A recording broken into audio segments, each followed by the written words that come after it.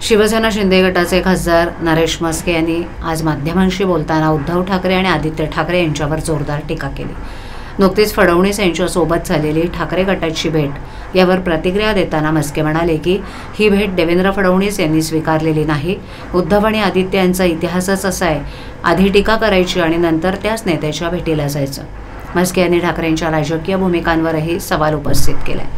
शरद पवारांवर टीका करून नंतर त्यांची भेट घेतली, सोनिया गांधींवर टीका करून त्यांच्या पायाशी गेले आणि आता फडणवीसांवर टीका करून त्यांची भेट घेतली। काही दिवसांनी एकनाथ शिंदेनाही भेटायला जातील असा टोला त्यांनी लगावला। यावेळेला त्यांनी उद्धव ठाकरे गटाच्या ढासळत्या स्थितीकडे लक्ष वेधलं। बुडायला लागलेली माणसं कुणाला तरी आधार शोधत असतात। मिठी नदीच्या काळात दिनो बुडालाय, तो दिनो आता त्यांना घेऊन बुडणार आहे, अशी खोचक टिप्पणी त्यांनी केली आहे। खासदार म्हस्के यांनी सामना वृत्तपत्रातील मुलाखतीचा उल्लेख करत उद्धव ठाकरेंच्या विधानावर टीका केली। पक्ष संपायला आलाय तरी उद्धव ठाकरे अजूनही अहंकारातून बोलतायत।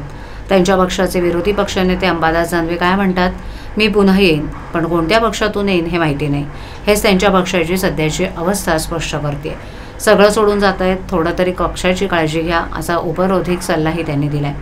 या टीकेमुळे राज्याच्या राजकारणात नव्या चर्चांना उधाण आलं असून ठाकरे गटानं यावर काय प्रत्युत्तर देणार याकडे सर्वांचं लक्ष लागलंय। आदित्य ठाकरेंनी देवेंद्र फडणवीसांची भेट घेतली आहे, तर तुम्ही कसं पाहता? शिंदेंच्या शिवसेनेला झटका आहे असं म्हटलं जाते। बघा, अशी भेट झाली की नाही अजूनही देवेंद्रजींनी त्यात दुजोरा दिलेला नाही आहे।